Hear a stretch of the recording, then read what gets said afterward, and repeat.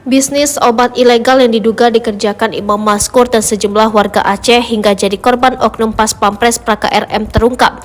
Keberadaan bisnis obat ilegal ini diungkap oleh ex-kepala Badan Intelijen Strategis TNI Laksamana Muda TNI Purnawirawan Soleman Ponto. Bisnis terlarang ini dikerjakan oleh banyak orang Aceh yang merantau di Jakarta. Ponto pun membenarkan bahwa banyak anak muda Aceh di Jakarta terjerat sindikat obat ilegal atau terlarang. Fakta ini terungkap usai kasus penculikan dan pembunuhan pemuda asal Aceh Imam Maskur oleh 3 prajurit TNI menggemparkan Indonesia.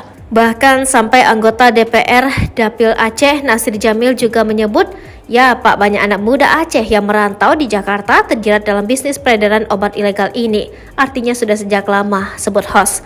Mendapati pertanyaan itu, Soleman Ponto ikut membenarkan bahwa banyak anak muda Aceh di Jakarta yang terjerat bisnis obat ilegal. Bahkan menurutnya, bisnis obat ilegal ini memiliki jaringan yang sangat besar dan sudah ada sejak lama. Yang pasti ini sudah lama, artinya jaringan sudah ada sejak lama. Karena tidak mungkin dia dibesarkan dari kecil lama-lama menjadi bukit itu kan.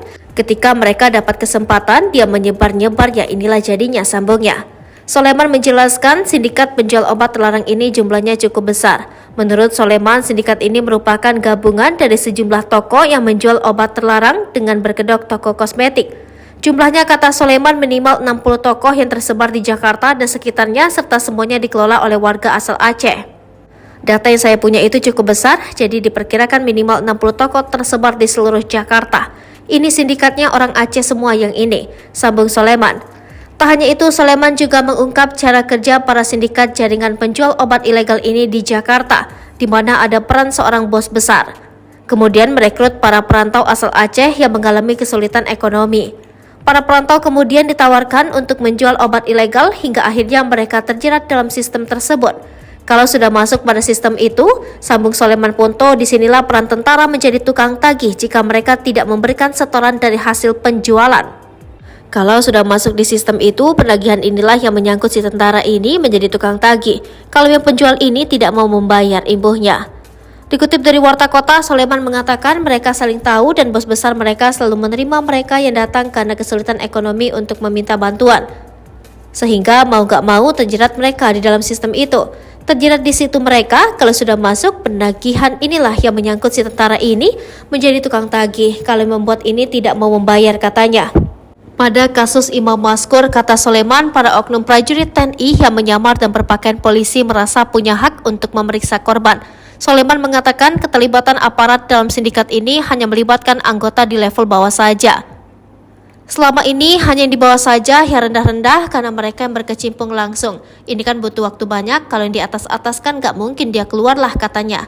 Sepanjang yang saya tahu, kenakalan anak-anak di bawah ini, oknum prajurit TNI, seperti ini dia tahu jadi nakal lah, ini kenakalan yang berakibat fatal, kata Soleman. Menurut Soleman Ponto, sindikat penjual obat terlarang asal Aceh ini sudah beroperasi cukup lama. Yang pasti sudah lama karena tidak mungkin jadi besarkan dari kecil.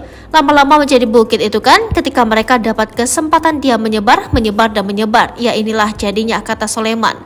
Soleman mengatakan sulitnya pemberantasan obat terlarang ini karena rantai distribusi yang panjang. Sehingga perlu upaya keras untuk memberantas ini seperti mafia yang hubungannya tertutup, kata Soleman Ponto. Contohnya dalam kasus ini, si penjual obat terlarang meninggal dunia sehingga mesti didalami dari anggota TNI yang memeras. Dah, tinggal yang memeras ini apakah dia tahu dari bosnya yang menyuruh itu, bisa ditanya. Ataukah dia dengar-dengar? Kalau dia dengar dari siapa? Saya kira yang bisa digali banyak ini yang masih hidup pelaku. Banyak bisa digali dari mereka, katanya.